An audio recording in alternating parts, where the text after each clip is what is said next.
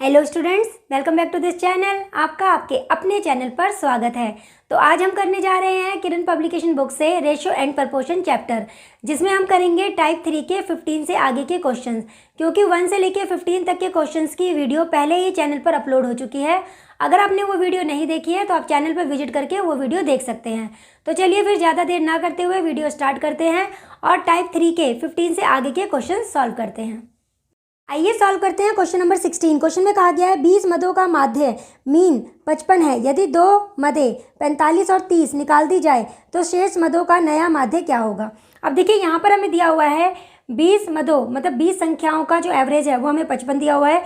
एक संख्या जो निकाली गई है उसकी वैल्यू 45 है, दूसरी संख्या जो निकाली गई है उसकी वैल्यू 30 है और हमें रिमेनिंग मतलब शेष संख्याओं का माध्य मतलब एवरेज निकालना है। तो 20 में से अगर हम 2 माइनस कर देते हैं तो 18 बचेंगे और हमें 18 संख्याओं का यहाँ पर एवरेज निकालना है।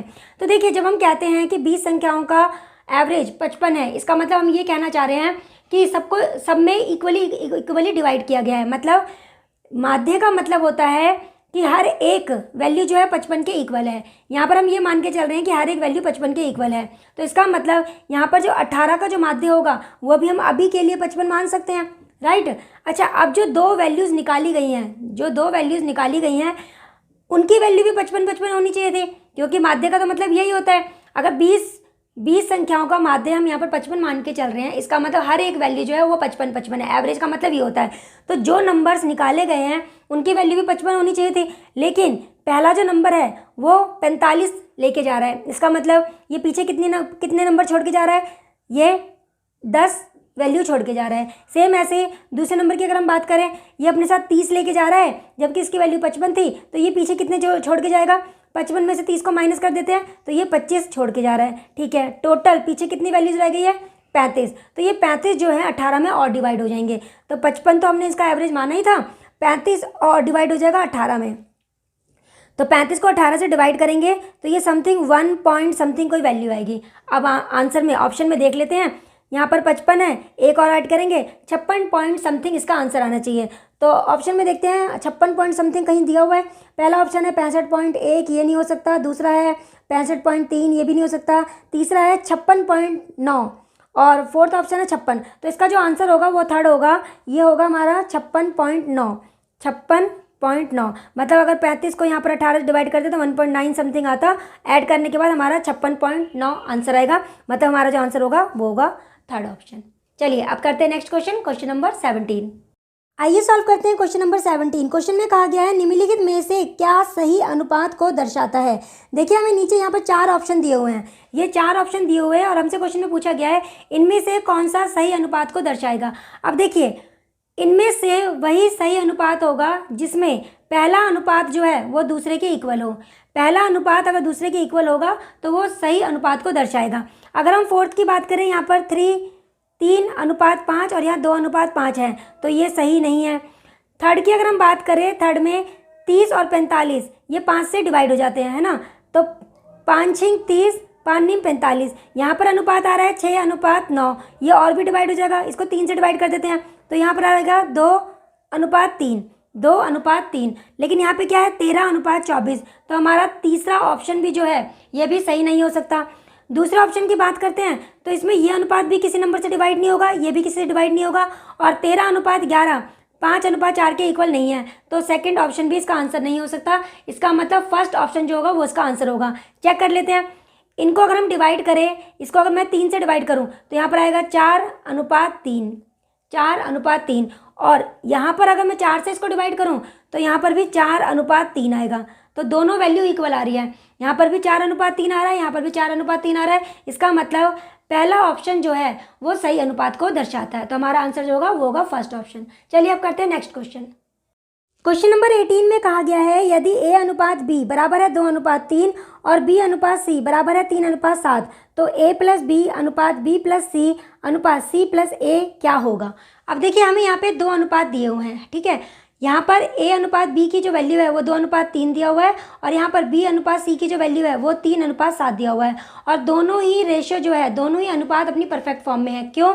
क्योंकि यहाँ पर जो b की वैल्यू जो है वो 3 है और यहाँ पर b की वैल्यू 3 है, तो दोनों में b की वैल्यू सेम है। इसका मतलब दोनों के दोनों अनुपात जो हैं वो अपने परफेक्ट फॉर्म में है। तो हम लिख सकते हैं a अनुपात b अनुपात c की जो वैल्यू होगी, a की वैल्यू होगी 2, b की वैल्यू होगी 3 और c की वैल्यू होगी 7। तो हमारे पास a अनुपात b अनुपात c की जो वैल्यू है वो आ गई है 2:3:7। हमें क्या निकालना है? हमें निकालना है a प्लस b अनुपात b प्लस c अनुपात c प्लस a। हमें इसका मान निकालना है। अब हम मान लेते हैं कि a की वैल्यू जो है वो 2 है, b की वैल्यू जो है वो 3 है और c की जो वैल्यू है वो 7 है। चलिए वैल्यूज़ को यहाँ पर पुट कर देते हैं। तो 2 प्लस में 3 अनुपात 3 प्लस में 7 अनुपात 7 प्लस में 2। तो जब इसको ऐड करेंगे यहाँ पर 5 आएगा, इसको ऐड करेंगे यहाँ पे 10 आएगा और इसको ऐड करेंगे यहाँ पे 9 आएगा। तो इसका मतलब इसका जो अनुपात आएगा वो आएगा 5:10:9। तो ऑप्शन में देखते हैं ये वैल्यू कहाँ दी हुई है, 5:10:9। ये हमें दिया हुआ है थर्ड ऑप्शन में। तो इसका जो आंसर होगा वो होगा थर्ड ऑप्शन। चलिए अब करते हैं next question, question number 19। Question number 19 में कहा गया है यदि x³ माइनस y³ अनुपात x² plus xy plus y² बराबर है 5:1 और x² माइनस y² अनुपात x माइनस y बराबर है 7:1, तो 2x अनुपात 3y का मान ज्ञात करना है। देखिए हमें यहाँ पे दो इक्वेशन दी हुई है। ये क्वेश्चन जो है ये बिल्कुल सेकंड्स में सॉल्व हो जाए अगर आपको ये दोनों फॉर्मूले आते हों। अगर आपको x³ माइनस y³ का फॉर्मूला आता होगा तो आप यहाँ पर समझ जाएंगे कि इसमें ये वैल्यू जो है ये छुपी हुई है, तो वो कैंसिल हो जाएगी और यहाँ पर x माइनस वाई ही बचेगा, x माइनस वाई बचेगा और इसकी वैल्यू 5 की इक्वल आ जाएगी। सेम यहाँ पर भी x² माइनस y² है, इसके अंदर x माइनस वाई छुपा हुआ है, तो वो तो कैंसिल हो जाएगा। यहाँ पर बचेगा x प्लस वाई और इसकी वैल्यू आएगी इक्वल टू 7। तो दो इक्वेशन आ गई, दोनों को सॉल्व करोगे आपके पास x और y की वैल्यू आ जाएगी। लेकिन चलिए फिर मैं आपको यहाँ पर समझाती हूँ कि कैसे होगा। देखिए अगर हम इस इक्वेशन की बात करें, इस इक्वेशन की, इसका फॉर्मूला होता है x³ माइनस y³ का फॉर्मूला होता है x minus y x² plus y² plus xy। ये इसका फॉर्मूला होता है। अनुपात का मतलब होता है बटे में लिखना। तो जब हम इसको बटे में लिखेंगे, देखिए जब हम इसको बटे में लिखेंगे तो क्या होगा, यहाँ पर xy बराबर में 5/1। तो देखिए ये वाली टर्म इसको कैंसिल कर देगी, तो यहाँ पर x माइनस वाई की जो वैल्यू आएगी वो 5 आएगी। ये आपकी पहली इक्वेशन हो गई है, ये आपकी पहली इक्वेशन हो गई है। अब सेकंड इक्वेशन की अगर हम बात करें, इस इक्वेशन की अगर हम बात करें तो देखिए x² माइनस y², इसका फॉर्मूला क्या होता है, इसका फॉर्मूला होता है x minus y x plus y. ये इसका फॉर्मूला होता है। अनुपात का मतलब होता है बटे में लिखना। बटे में हम क्या लिखेंगे, x माइनस वाई बराबर में क्या है 7:1, तो ये 7/1 हो जाएगा। अब यहाँ पे क्या होगा, माइनस वाली वैल्यू कैंसिल हो जाएगी, तो आपके पास क्या बचेगा, आपके पास आएगा x प्लस वाई बराबर में 7। ये आपकी दूसरी इक्वेशन आ जाएगी। अब आपको बस इन दो इक्वेशन को सॉल्व करना है और यहाँ से x और y की वैल्यू निकालनी है। तो देखिए x की वैल्यू निकालने के लिए आपको क्या करना है, दोनों नंबर को ऐड करना है। जब आपको x की वैल्यू निकालनी हो, देखिए x की वैल्यू निकालने के लिए 5 और 7 को ऐड कर दीजिए, 2 से डिवाइड कर दीजिए, यहाँ से x की वैल्यू आ जाएगी। तो ये हो जाएगा 12 को 2 से डिवाइड करोगे तो 6 आएगा। और y की वैल्यू निकालने के लिए आपको क्या करना पड़ेगा, y की वैल्यू निकालने के लिए नंबर को माइनस करना होगा और 2 से डिवाइड करना पड़ेगा। बड़े में से छोटे को माइनस करना है, इस बात का ध्यान रखना है। तो यहाँ पर 2/2 कैंसिल करेंगे तो हमारे पास 1 आ जाएगा। तो हमारे पास x की वैल्यू 6 आ चुकी है, y की वैल्यू हमारे पास 1 आ चुकी है। हमें क्या निकालना है, हमें निकालना है 2x अनुपात 3y। हमें इसकी वैल्यू निकालनी है, तो वैल्यू पुट कर देते हैं। 2 इंटू में 6, यहाँ पर 3 इंटू में 1, तो हमारे पास क्या आ जाएगा, यहाँ पर आ गया 12, यहाँ पर आ गया 3, तो 3 से इसको डिवाइड कर देते हैं पूरे दोनों टर्म्स को, तो 4:1। तो हमारा जो फाइनल आंसर आएगा वो आएगा 4:1। तो ऑप्शन में हमें दिया हुआ है 4:1 फर्स्ट ऑप्शन में, तो हमारा जो आंसर होगा वो होगा फर्स्ट ऑप्शन। चलिए अब करते हैं next question, question number 20। Question number 20 में कहा गया है यदि a अनुपात b बराबर है 2:1 और a अनुपात c बराबर है 1:3, तो a अनुपात b अनुपात c क्या होगा। देखिए हमें दिया हुआ है a अनुपात b, इसका मान दिया हुआ है 2:1, a अनुपात c का मान हमें दिया हुआ है 1:3। हमें क्या निकालना है, हमें निकालना है a अनुपात बी अनुपात सी, हमें इसकी वैल्यू निकालनी है। अब देखिए यहाँ पे जो दो रेशो हमें गिवन है, जो हमें दो अनुपात गिवन है, ये अपनी परफेक्ट फॉर्म में नहीं है। क्यों? क्योंकि देखिए यहाँ पर ए का जो मान है वो 2 है और यहाँ पर ए का मान जो है 1 है और ये दोनों सेम होने चाहिए। तो सेम करने के लिए हम क्या करेंगे, नीचे वाले अनुपात को, नीचे वाले रेशो को, इसको 2 बनाना है, 2 बनाना है, तो हम पूरे रेशो को 2 से मल्टीप्लाई कर देंगे, पूरे रेशो को 2 से मल्टीप्लाई कर देंगे। तो ये हो जाएगा 2 और ये हो जाएगा 6। तो अब देखिए यहाँ पर ए अनुपात बी कितना हो गया, 2 अनुपात 1, ए अनुपात सी कितना हो गया, 2 अनुपात 6। तो दोनों में ए की वैल्यू सेम हो गई है, तो ए की वैल्यू हो गई है 2, बी की वैल्यू हो गई है 1 और सी की वैल्यू हो गई हमारी 6। ए की वैल्यू 2, बी की वैल्यू 1 और सी की वैल्यू 6। तो हमारा जो फाइनल आंसर आ जाएगा ए अनुपात बी अनुपात सी, उसका जो फाइनल आंसर आएगा वो आएगा 2 अनुपात 1 अनुपात 6। तो हमारा जो आंसर होगा वो होगा ऑप्शन नंबर 4। चलिए अब करते हैं next question, question number 21। Question number 21 में कहा गया है संख्याएं एक्स वाई एवं जेड क्रमशः 2 अनुपात 3 अनुपात 5 के अनुपात में है और एक्स वाई एवं जेड का योगफल 80 है। यदि संख्या जेड का समीकरण जेड बराबर ए एक्स -8 हो तो ए का मान ज्ञात कीजिए। चलिए अब सॉल्व करते हैं। देखिए हमें क्वेश्चन में एक्स अनुपात वाई अनुपात जेड, इसका जो मान है वो 2 अनुपात 3 अनुपात 5 दिया हुआ है। तो हम मान लेते हैं यहाँ पर कि जो x की जो वैल्यू है वो 2k के इक्वल है, y की जो वैल्यू है वो 3k के इक्वल है और z की जो वैल्यू है वो 5k के इक्वल है। हम ये मान के चलते हैं, इन वैल्यूज़ को यहाँ पे पुट कर देते हैं। तो ये हो जाएगा 2k plus 3k plus 5k equal to में 80।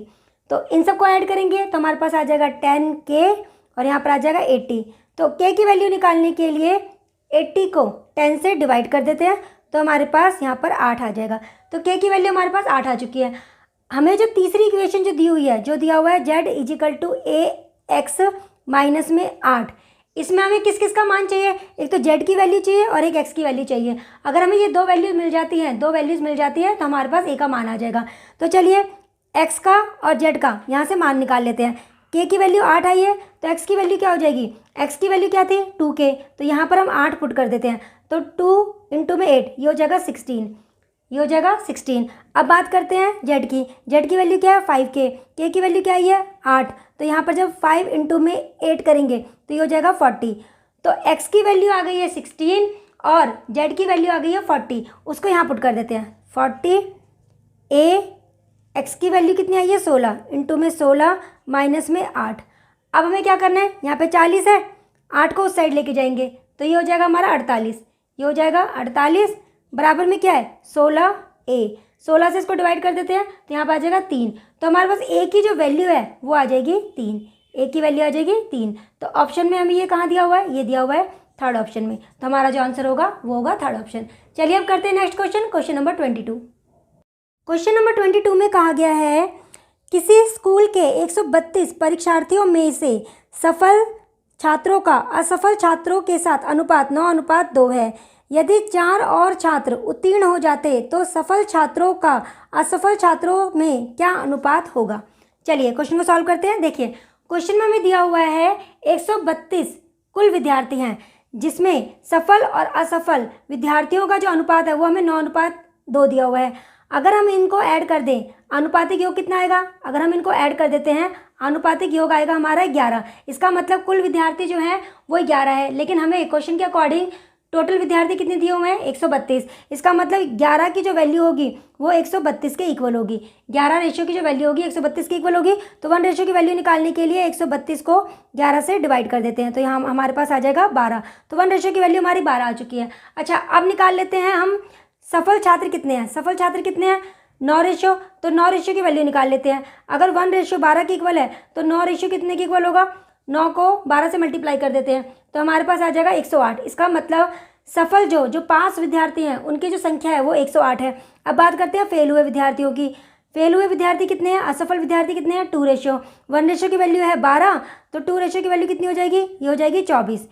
इसका मतलब पास विद्यार्थी हैं 108, फेल हुए विद्यार्थी हैं 24। मतलब सफल हुए विद्यार्थी 108 है, असफल विद्यार्थी जो है 24 है। अब क्वेश्चन में कहा गया है 4 और विद्यार्थी अगर पास हो जाते, मतलब जो फेल हुए हैं इसमें से 4 अगर और पास हो जाते तो क्या होता, 108, इसमें 4 और ऐड हो जाते, लेकिन यहाँ पर 24 में से 4 कम हो जाते क्योंकि फेल में से ही तो 4 विद्यार्थी पास हुए हैं। अब हमें इनका अनुपात बताना है, तो ये कितना हो गया 112, ये कितना हो गया 20। हमें इसका अनुपात निकालना है, तो 112 और 20 किससे डिवाइड हो सकते हैं, ये हो जाएगा 4 से डिवाइड, 4 से कैंसिल कर देते हैं, तो 4 दूनी 8, 4 अट्ठे 32 और यहाँ हो जाएगा 4 पंजे 20। तो 4 और विद्यार्थी अगर उत्तीर्ण हो जाते तो जो हमारा नया अनुपात आता वो आता 28:5। और ऑप्शन में हमें ये कहाँ दिया हुआ है, ये दिया हुआ है 4th ऑप्शन में, तो हमारा जो आंसर होगा वो होगा 4th ऑप्शन। चलिए अब करते हैं नेक्स्ट क्वेश्चन, क्वेश्चन नंबर 23।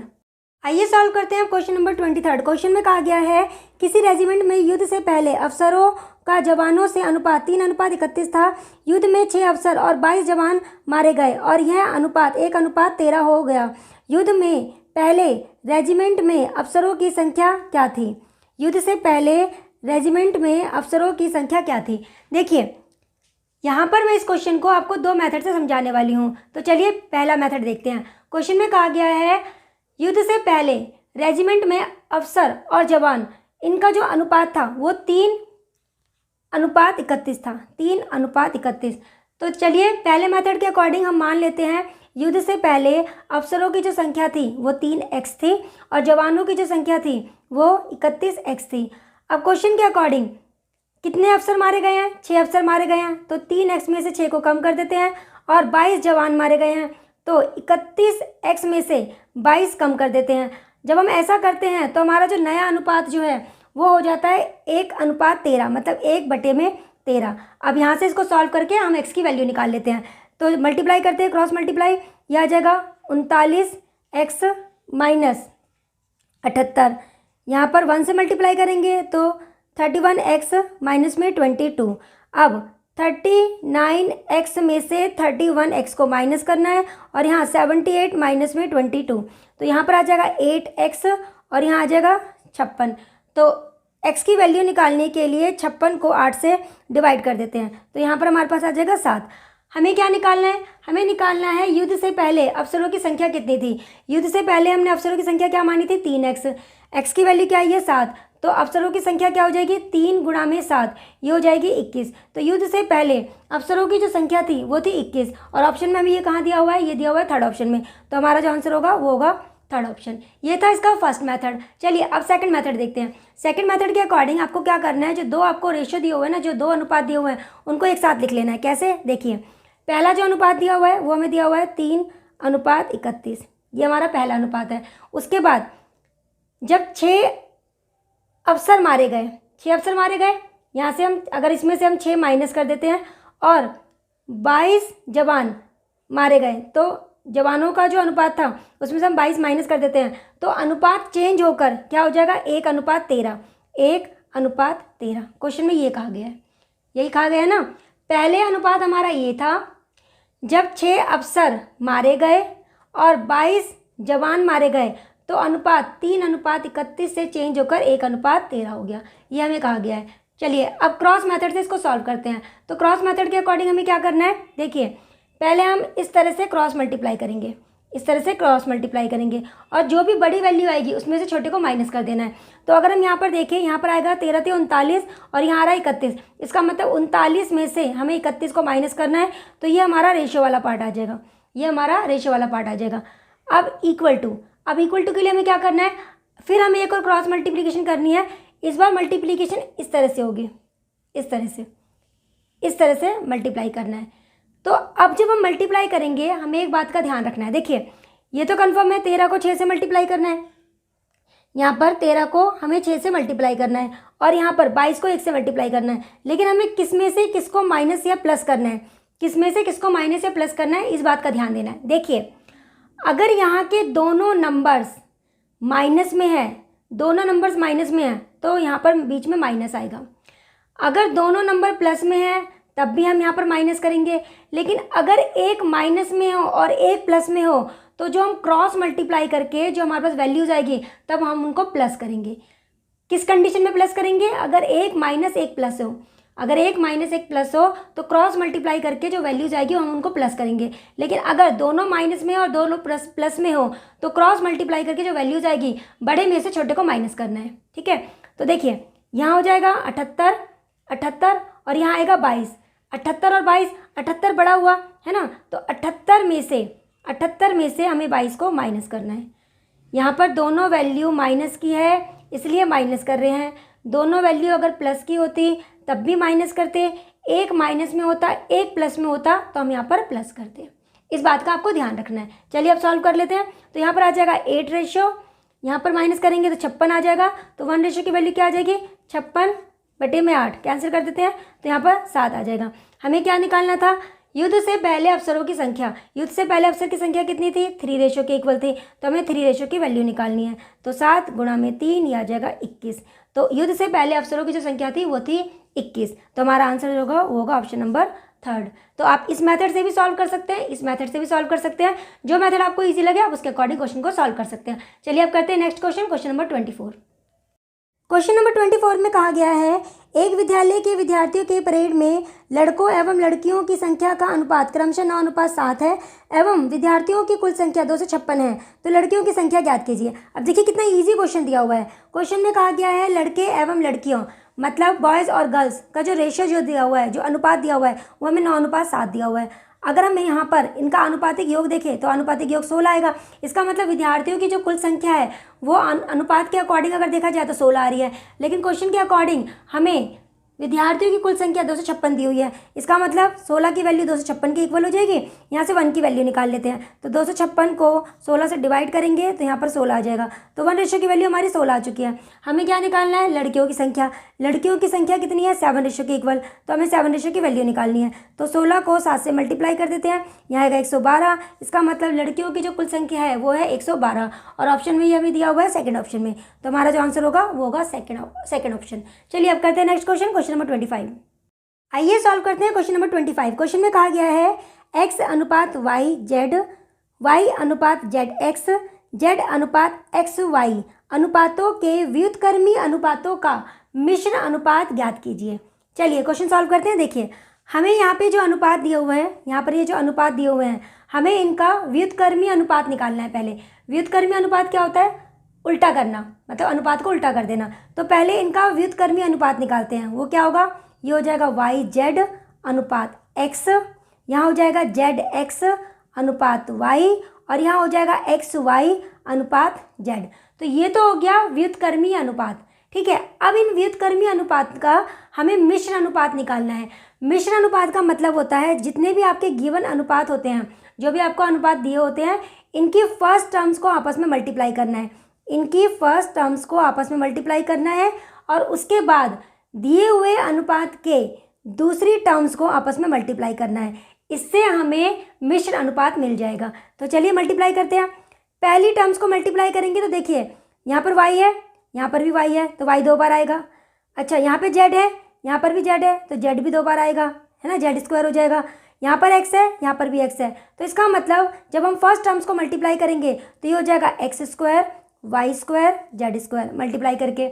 अच्छा अब सेकंड टर्म्स को मल्टीप्लाई कर लेते हैं। तो जब सेकंड टर्म्स को मल्टीप्लाई करेंगे तो x इंटू में y इंटू में z, ये हो जाएगा x y और z, ये हो जाएगा। अच्छा यहाँ पर x y और z ये 2 बार है, यहाँ पर x y z 1 बार है, तो ये कैंसिल हो जाएंगे। तो यहाँ पर बचेगा x y z अनुपात 1। तो हमारा जो फाइनल आंसर आएगा, मतलब हमने पहले क्या किया, जो अनुपात हमें गिवन थे उनका व्युत्क्रमी अनुपात निकाला।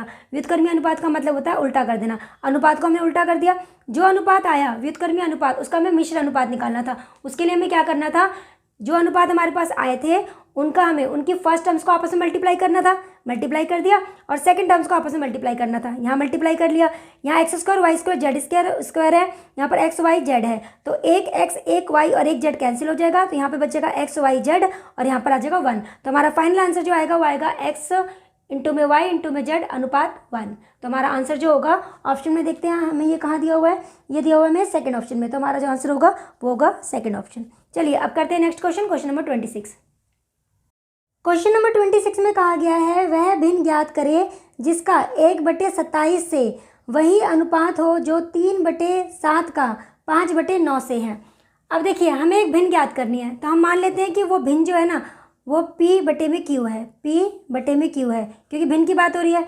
इस भिन्न का 1/27 से वही अनुपात होना चाहिए, 1/27 से वही अनुपात होना चाहिए जो 3/7 का 5/9 से है, 5/9 से है। ये है हमारा क्वेश्चन में कहा गया है हमें एक भिन्न ज्ञात करनी है। हमने मान लिया वो भिन्न P/Q है। एक ऐसी भिन्न ज्ञात करनी है जिसका 1/27 से जो अनुपात होगा, मतलब वो अनुपात होना चाहिए जो 3/7 का 5/9 से है। तो चलिए अब इस भिन्न को याद करते हैं। हमें निकालना है P/Q, ये हमें निकालना है। अनुपात का मतलब होता है बटे में लिखना, तो बटे में लिख लेते हैं 1/27 बराबर में 3/7। अनुपात का मतलब होता है बटे में लिखना, तो यहाँ पर लिख लेते हैं इसको भी बटे में।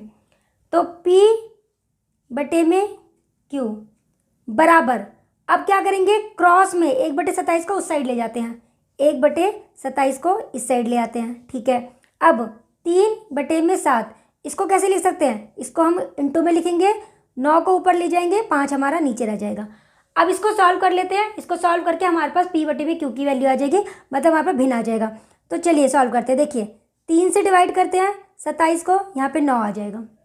9 से 9 को कैंसिल कर देते हैं, और कोई टर्म यहाँ पर कैंसिल नहीं हो सकती। देखिए और कोई टर्म डिवाइड नहीं होगी, तो P/Q की जो वैल्यू आएगी वो आ जाएगा, ऊपर है हमारे पास 1, नीचे है 7 और 5, 7 और 5 को मल्टीप्लाई कर देंगे तो 35 आ जाएगा। तो हमारे पास जो भिन्न आएगी वो आएगी 1/35। तो ऑप्शन में देखते हैं हमें 1/35 कहाँ दिया हुआ है, ये दिया हुआ है हमें सेकंड ऑप्शन में। तो हमारा जो आंसर होगा वो होगा सेकंड ऑप्शन। चलिए अब करते हैं next question number 27। Question number 27 के अकॉर्डिंग यदि 3:2:5 के अनुपात में 3 संख्याएं ऐसी हैं कि उनके वर्गों का योग 1862 हो तो बीच वाली संख्या ज्ञात कीजिए। अब देखिए क्वेश्चन में हमें क्या कहा गया है, क्वेश्चन के अकॉर्डिंग 3 संख्याएं हैं जिनका अनुपात हमें 3:2:5 दिया हुआ है। फिर क्वेश्चन में कहा गया है इनके वर्गों का योग हमें 1862 दिया हुआ है, हमें बीच वाली संख्या निकालनी है। चलिए अब देखते हैं। हम पहली संख्या को मान लेते हैं 3 दूसरी संख्या को मान लेते हैं 2 और थर्ड वाली संख्या जो है, थर्ड वाला जो नंबर है उसको हम 5 मान लेते हैं। हमें क्या निकालना है, हमें निकालनी है बीच वाली संख्या। इसका मतलब 2 की वैल्यू निकालने के लिए हमें 1 की वैल्यू निकालनी होगी। अब यहाँ पर मैं आपको एक मैजिकल शॉर्ट ट्रिक बताने जा रही हूँ 1 की वैल्यू निकालने के लिए। आपको क्या करना है 1 की वैल्यू निकालने के लिए, क्योंकि यहाँ पे वर्गों का योग हमें दिया हुआ है ना, तो 1 की वैल्यू निकालने के लिए आप यहाँ पर पहले वर्गमूल लिखिए। वर्गमूल मतलब स्क्वायर रूट लिखिए। अब आपको ऊपर लिखना है वो नंबर जो हमें क्वेश्चन के अकॉर्डिंग दिया हुआ है। क्वेश्चन में हमें इन तीनों संख्याओं के वर्गों का योग कितना दिया हुआ है 1862, इसको लिखिए ऊपर, और नीचे खुद से इन नंबर्स के वर्गों का योग निकाल लीजिए। तो 3 का वर्ग प्लस 2 का वर्ग प्लस 5 का वर्ग। आपको समझ आया मैंने क्या बोला है। 1 की वैल्यू निकालने के लिए आपको वर्गमूल मतलब स्क्वायर रूट लिखना है, ऊपर आपको वो लिखना है जो हमें क्वेश्चन के अकॉर्डिंग तीनों संख्याओं के वर्गों का योग दिया हुआ है, और नीचे आपको खुद से इन संख्याओं के वर्गों का योग निकालना है। चलिए अब इसको सॉल्व कर लेते हैं। तो यहाँ पर आ जाएगा 1862, अच्छा नीचे ये हो गया 9 और ये हो गया 4, 9 और 4 ये हो गया 13, और यहाँ आ जाएगा 25। 25 में अगर हम 13 को ऐड कर देते हैं तो हमारे पास आ जाएगा 38। अच्छा अब 38 से इसको डिवाइड करना है, तो पहले ये जाएगा 4 पे, पहले जाएगा ये 4 पे, तो 4 पे जाएगा तो हमारे पास ये आएगा 38 को 4 से मल्टीप्लाई करेंगे 152। अच्छा अब हम अगर माइनस करते हैं तो बचेगा हमारे पास 342, और 342 38 में 342 कब आता है, या आता है 9 पे, तो यहाँ पर आ जाएगा 49। तो 1 की वैल्यू क्या आएगी, रूट के अंदर 49 दिया हुआ है, 49 का रूट क्या होगा, ये हो जाएगा 7।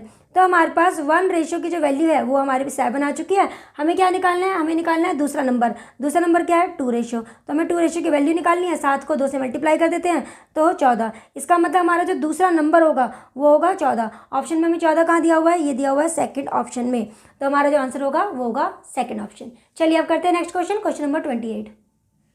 आइए सॉल्व करते हैं क्वेश्चन नंबर 28। क्वेश्चन में कहा गया है यदि 2r बराबर h plus root r square plus h square है तो अनुपात r अनुपात h क्या होगा। जहाँ पे हमें कंडीशन दी हुई है कि r की वैल्यू जो है वो 0 के इक्वल नहीं होनी चाहिए।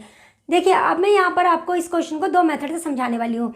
एक मेथड जो होगा वो ऑप्शन से सॉल्व करेंगे, और दूसरा जो होगा वो इसका बेसिक मेथड होगा।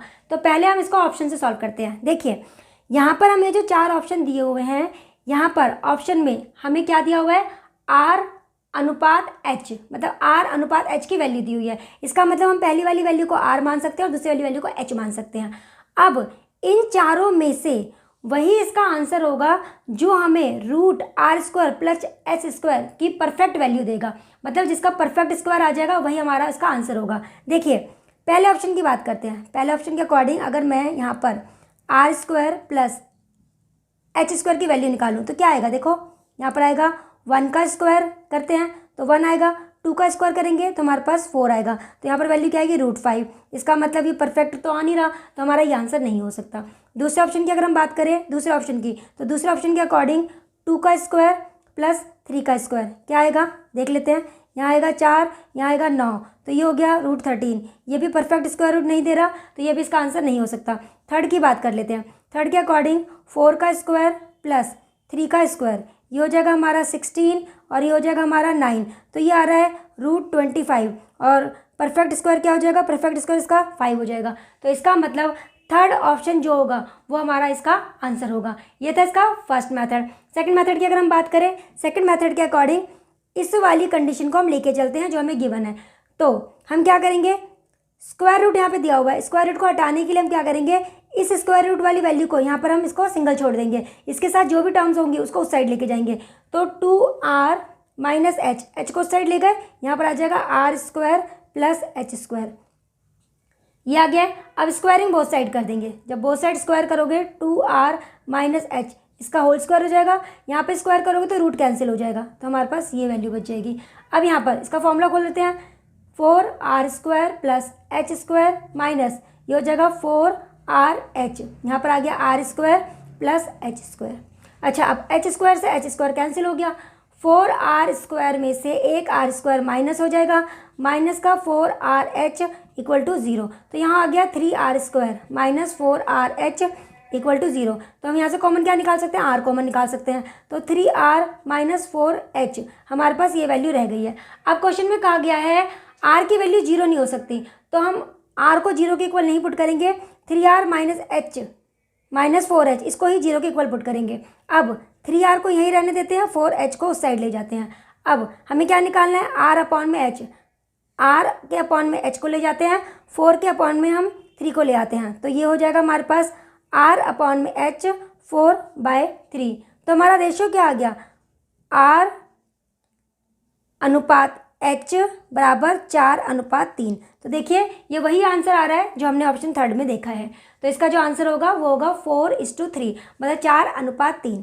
तो आप इस मेथड से भी कर सकते हैं, इस मेथड से। आई थिंक ये ऑप्शन से ज़्यादा ईजी होगा, टाइम कम लगेगा। ठीक है, तो चलिए अब करते हैं नेक्स्ट क्वेश्चन, क्वेश्चन नंबर 29। आइए सॉल्व करते हैं क्वेश्चन नंबर 29। क्वेश्चन में कहा गया है दो संख्याएं जिनका योगफल 84 है, वे निम्नलिखित में से किस अनुपात में नहीं हो सकती। अब देखिए यहाँ पर हमें दो संख्याओं का योगफल 84 दिया हुआ है और हमसे पूछा गया है कि वो जो दो संख्याएं हैं जिनका योगफल 84 है, यहाँ पर इनमें से कौन से अनुपात में नहीं हो सकती है। तो ये तो बहुत ईजी है, आपको क्या करना है, जो भी आपको अनुपात दिए हुए हैं इनकी दोनों टर्म्स, मतलब उनके दोनों पद को ऐड कर लेना है। तो ऐड कर लेते हैं। यहाँ पर अगर हम ऐड करेंगे इन दोनों को 7 और 5, तो यहाँ पर 12 आएगा। इन दोनों को अगर हम ऐड करते हैं तो हमारे पास 21 आएगा। यहाँ पर इनको ऐड करते हैं तो हमारे पास यहाँ पे 4 आएगा और इनको ऐड करेंगे तो 5 आएगा। अब इनमें से कौन सा हमारा आंसर नहीं होगा, देखिए 84 को जो पूरा पूरा डिवाइड कर देगा वो इसका आंसर हो सकता है। तो देखिए 84 को 12 से डिवाइड कर सकते हैं पूरा पूरा, तो ये इसका आंसर हो सकता है। मतलब उन दो संख्याओं का अनुपात 5:7 हो सकता है। ऐसे ही 84 को 21 पूरा पूरा डिवाइड कर देगा, इसका मतलब उन दो संख्याओं का अनुपात 13:8 भी हो सकता है। 84 को 4 भी डिवाइड कर देगा, इसका मतलब उन दो संख्याओं का अनुपात 1:3 हो सकता है। लेकिन 84 5 से डिवाइड नहीं होगा, इसका मतलब वो जो दो संख्याएं हैं जिनका योगफल 84 है उनका अनुपात 3:2 नहीं हो सकता। तो हमारा जो आंसर होगा वो होगा फोर्थ ऑप्शन। चलिए अब करते हैं इस वीडियो का लास्ट क्वेश्चन, क्वेश्चन नंबर 30। आइए अब सॉल्व करते हैं इस वीडियो का last question, question number 30। Question में कहा गया है 1/1/2 और 1/1/3 के वर्गों के व्युत्क्रम किस अनुपात में होंगे। अब देखिए हमें यहाँ पे दो संख्याएं दी हुई हैं, 1/1/2 और 1/1/3। पहले इनको सिंपल कर लेते हैं। तो ये हो जाएगा 2 और 1, 3/2 और ये हो जाएगा 3 और 1 4, 4/3। हमें क्या करना है, पहले इनका वर्ग निकालना है, वर्गों का अनुपात निकाल लेते हैं। तो ये हो जाएगा, वर्क करेंगे इसका तो 9/4 अनुपात इसका वर्क करेंगे तो 16/9। हमें इसका, इन वर्गों का, जो हमने इनका वर्ग निकाला है, इसका व्युत्क्रमानुपात निकालना है। व्युत्क्रमानुपात का मतलब होता है जो अनुपात है उनको उल्टा कर देना। तो ये जो हो जाएगा, ये हो जाएगा 4/9 और ये हो जाएगा 9/16। तो ये आ गया हमारा आंसर। लेकिन ऑप्शन में हमें ये इस फॉर्म में दिया हुआ नहीं है, ये सिंपल फॉर्म में दिया हुआ है, तो हमें पहले इसको सिंपल करना होगा। सिंपल करने के लिए हम क्या करेंगे, नीचे वाली जो टर्म्स है इनका पहले हम एलसीएम निकालेंगे। तो एलसीएम आएगा हमारा 144। तो पूरे रेशो को हम 144 से मल्टीप्लाई कर देते हैं। तो 9 से इसको कैंसिल करेंगे तो यहाँ पर आएगा 16, 16 को 4 से मल्टीप्लाई करेंगे, यहाँ आ जाएगा 64। अच्छा 144 को 16 से डिवाइड करते हैं, 9 आएगा, 9 को 9 से मल्टीप्लाई करेंगे तो हमारा आएगा 81। तो इसका मतलब हमारा जो फाइनल आंसर आएगा वो आएगा 64:81। और ऑप्शन में ये हमें दिया हुआ है फर्स्ट ऑप्शन में, तो हमारा जो आंसर होगा वो होगा फर्स्ट ऑप्शन। तो ये था हमारा इस वीडियो का लास्ट क्वेश्चन। आई होप आपको आज के सारे क्वेश्चंस अच्छे से समझ आए होंगे। फिर भी कोई डाउट हो, कोई प्रॉब्लम हो तो आप कमेंट बॉक्स में कमेंट करके पूछ सकते हैं। तो चलिए फिर मिलते हैं नेक्स्ट वीडियो में। नेक्स्ट वीडियो में हम इससे आगे के क्वेश्चन सॉल्व करेंगे। चलिए फिर मिलते हैं नेक्स्ट वीडियो में, तब तक के लिए बाय, टेक केयर।